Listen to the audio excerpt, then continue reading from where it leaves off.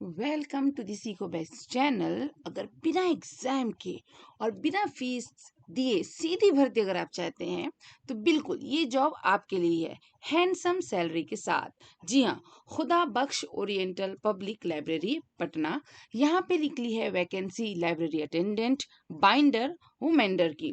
ठीक है, चलिए देखते हैं इसकी बाकी डिटेल की क्या क्या इस चीज में मांगा हुआ है। जैसे कि आप यहाँ पे देख सकते हैं कि खुदा बख्श ओरिएंटल पब्लिक लाइब्रेरी पटना ये आता है जो है the ministry of culture government of India के अंडर में।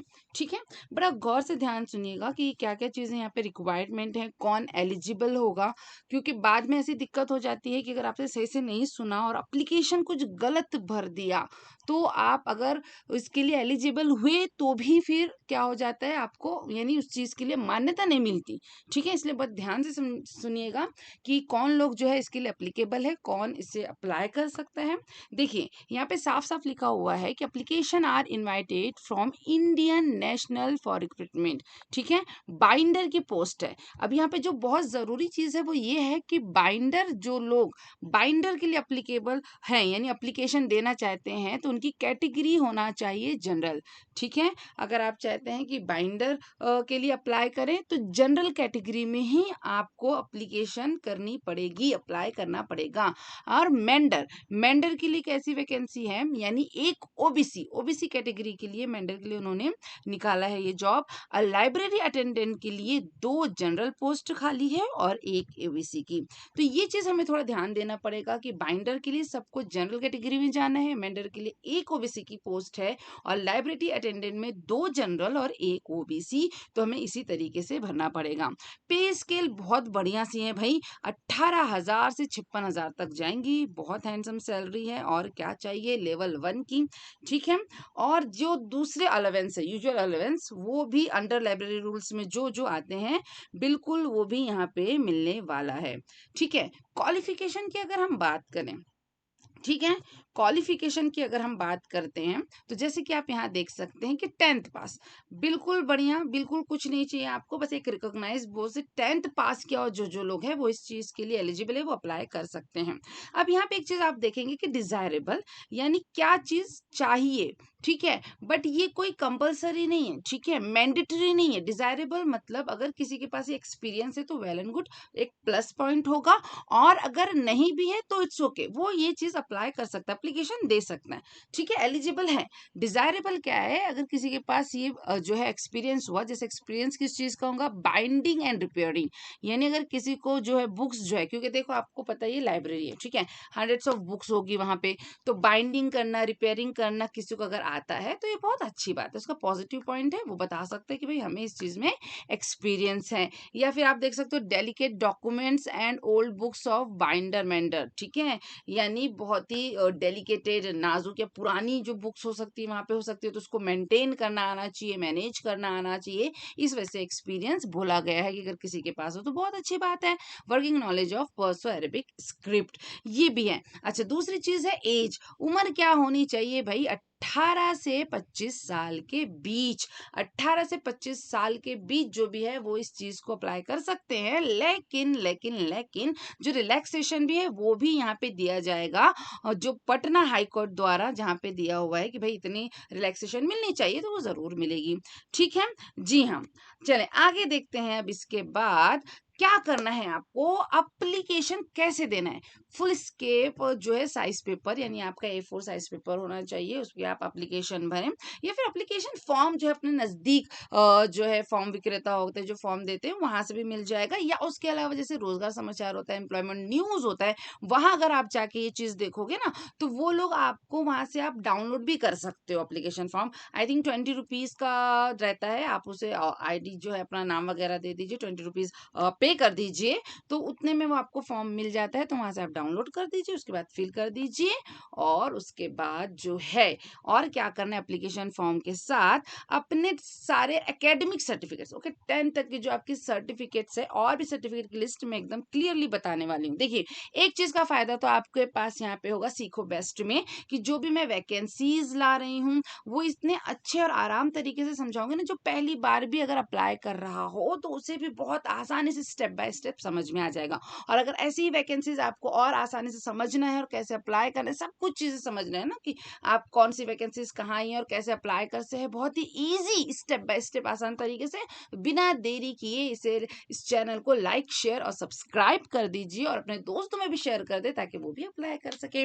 ठीक है, तो आपको एकेडमिक जो है और एक्सपीरियंस सर्टिफिकेट, अगर आपके पास एक्सपीरियंस सर्टिफिकेट भी है तो साथ में आपका रीसेंट, ठीक है, एकेडमिक सर्टिफिकेट होना चाहिए, एक्सपीरियंस सर्टिफिकेट होना चाहिए, रीसेंट जो पासपोर्ट साइज फोटोग्राफ है उसके साथ ये ध्यान रखिए कि 30 अगस्त 2025 30/8/2025 30 अगस्त 2025 तक, ठीक है, वहां पे ऑफिस में जो है आपको पोस्ट करना है। इसका मतलब ये हुआ कि ये ऑफलाइन जो है आवेदन आप कर सकते हैं, ऑफलाइन जो है इस चीज के लिए जो एप्लीकेशन फॉर्म भर सकते हैं। ठीक है, ऑनलाइन वाला सिस्टम नहीं है। 30 अगस्त से पहले ही आपको पोस्ट करके वहां पर पहुंचाना है। एड्रेस क्या रहेगा भाई, आपका एड्रेस यहाँ दिया हुआ है, डायरेक्टर खुदा बख्श ओपी लाइब्रेरी पटना 800004। ठीक है, चलें भाई, ये चीज समझ में आ गई। और अगर नहीं भी आई हो तो देखिए मैं इसे एक बार और क्लियर तरीके से, बहुत जरूरी चीजें जो है वो मैं आपको समझा देती हूँ यहाँ पे, तो आपको समझ में आ जाएगी कि क्या मैं कहना चाह रही हूँ। ठीक है, चलिए नेक्स्ट यहाँ पे देखिए क्या मैंने बताया कि योग्यता जो है 10th यानी 10वीं हाई स्कूल होना चाहिए। महिला पुरुष यानी मैन वुमेन दोनों जो चीजें उस चीज को अप्लाई कर सकते हैं। ऑफलाइन है क्योंकि आपको बाय पोस्ट देना है 30 अगस्त से पहले। ठीक है, आवेदन शुल्क कुछ नहीं है, तो भाई फ्रॉड से थोड़ा सी आप सतर्क रहिए, अवेयर रहिए। अगर कोई पैसे वैसे मांगता है, बिल्कुल शुल्क जो है बिल्कुल नहीं है, 1 रुपए नहीं देने का है आपका, बिल्कुल फ्री ऑफ कॉस्ट है। ठीक है, बिल्कुल बढ़िया। और दूसरी चीज क्या है, अब 3 चीजें आपके पद के नाम थे, मैंने बताया था ना, पोस्ट, एक मेंडर, बाइंडर और लाइब्रेरी अटेंडेंट। आपको ये चीज ध्यान देना है, तीनों के लिए जो आयु सीमा एज लिमिट है वो 18 to 25 है। रिलैक्सेशन उन्होंने बोला है कि मिलेगा। ठीक है, और आपका जो सैलरी पैकेज है वो 18,000 से 56,900 के बीच रहना चाहिए। और एलिजिबल कौन है भाई, सीधी सी बात, 10वीं पास काफी है, इससे ज्यादा नहीं होना चाहिए।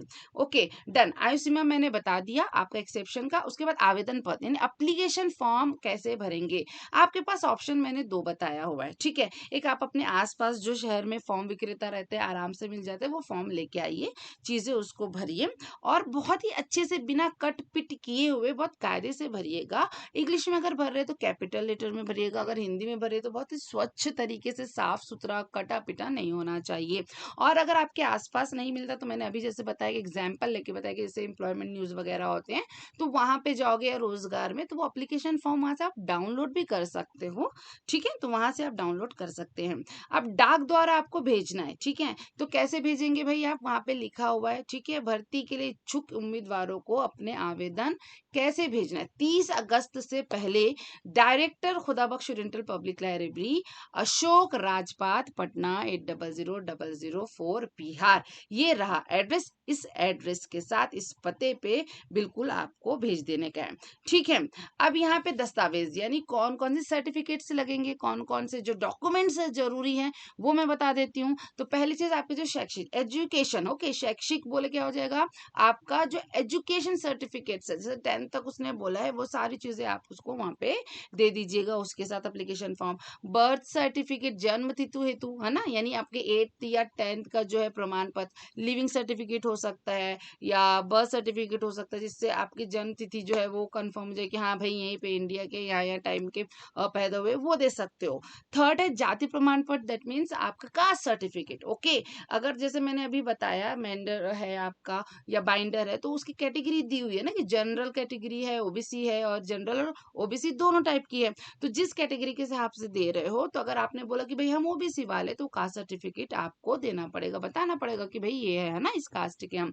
अनुभव, अगर एक्सपीरियंस है, ठीक है, 4th नंबर पे क्या है, अनुभव प्रमाण पत्र, यानी क्या होगा, एक्सपीरियंस किसी चीज में है ना, जैसे वो बाइंडिंग का बोला था आपका, मेंडिंग का, तो अगर आप उस चीज का एक्सपीरियंस है तो वो सर्टिफिकेट भी लगा देंगे कि हमने यहाँ यहाँ काम किया, इतना सर्टिफिकेट जो एक्सपीरियंस सर्टिफिकेट है। 5th है आधार कार्ड या पासपोर्ट या वोटर आईडी, आपकी आईडी के लिए ये चीज में से भी आप जो है उसकी भी जेरोक्स, इन सब की जेरोक्स देना भाई एप्लीकेशन फॉर्म के साथ। और सिक्स्थ है वर्तमान नियोक्ता द्वारा जारी अनापत्ति, यानी अगर आप कहीं पे काम कर रहे हैं, यदि सेवावृत यानी अगर आप अभी करंटली कहीं काम कर रहे हैं, तो भाई उन्हें कोई ऑब्जेक्शन नहीं है तो एनओसी देना तो पड़ेगा ना, न तो भाई आप वहां पे भी लग रहे हैं यहाँ पे भी, तो वो एनओसी। सिंपल सी बात है, बड़ी आसान सी चीज है, कोई टेंशन की बात नहीं है। अच्छा, एक कॉमन चीज है जो आपको समझना है, वो इस जो है वैकेंसी के लिए भी और सभी वैकेंसी के लिए कॉमन चीजें होती है कि अगर आपको फॉर्म भरना है देना है तो कैसे करोगे। पहली चीज ये है कि सबसे ऊपर लिफाफे में क्या रखोगे, application for the post of category, यानी पहली चीज होगी कि application for the post of, किस पोस्ट के लिए कर रहे हो आप, मेंडर के लिए कर रहे हो, बाइंडर के लिए कर रहे हो, या लाइब्रेरी असिस्टेंट के लिए कर रहे हो, ये चीज आपको लिखना पड़ेगा। और कैटेगरी भी साथ में लिखना पड़ेगा। एक हेडिंग होती है ना सब्जेक्ट की, भाई कि किस चीज के लिए, तीन तीन वैकेंसीज है, जॉब आपके अलग अलग है, तो वो तीनों में से किस पद के लिए आपने दिया, कैसे समझ में आएगा, तो वो चीज सबसे ऊपर लिख दीजिएगा। अच्छा, पदों की संख्या कमी तो भाई जिन्होंने दिया है वो कम ज्यादा कर सकते हैं ना, ये तो हर चीज में ही लागू हो जाती है, कोई भी वैकेंसीज है तो जिन्हों ऑर्गेनाइजेशन ने जिसने ये दिया हुआ है वो कम ज्यादा कर सकता है। थर्ड क्या है, भर्ती के लिए सभी आवेदकों को अपने जोखिम तथा खर्चे पर आना होगा, मतलब अगर वहां पे अगर आपका सिलेक्शन होता है या बुलाते हैं तो बाकी पूरा खर्चा करके आपको वहां पटना बिहार पहुंचना पड़ेगा। ठीक है, इस निर्देशक को अपने पास रखें, यानी जो एडवर्टीजमेंट है ये आपके लिए, ये वाला ऐसा नहीं है, वहां पे आपको ये नहीं देना, ये एडवर्टीजमेंट मत दीजिएगा पोस्ट करके। पोस्ट में सिर्फ आपके एप्लीकेशन फॉर्म प्लस जो सर्टिफिकेट सारी चीजें रहेंगी बस वही जाएगी, ये एडवर्टीजमेंट वहां पे मत दीजिएगा। फिफ्थ है, आप जो भर रहे हैं ना कॉलम आवेदक द्वारा, वो लिखावट नीले रंग के बॉल पेन से, यानी जो आप लिख रहे हो वो ब्लू कलर का बॉल पेन, नीले रंग का बॉल पेन इस्तेमाल करना, बिना किसी प्रकार की कटिंग और ओवर राइटिंग के। ओवर राइटिंग नहीं होना चाहिए, कट पिट नहीं होना चाहिए, बहुत ही सफाई से सारी चीजें लिखिएगा। सिक्स क्या बोल सकते हैं, आपको जिस चीज का ध्यान रखना है कि जो भी कॉलम आवेदक से संबंधित नहीं है, यानी जो कॉलम आपके हिसाब का नहीं है, आपको उसमें नहीं भरना है, वो आपसे रिलेटेड नहीं है, तो अगर आप इंग्लिश में भर रहे हैं तो आप लिखोगे नॉट अप्लीकेबल है, नहीं भाई ये हमारे लिए लागू नहीं है।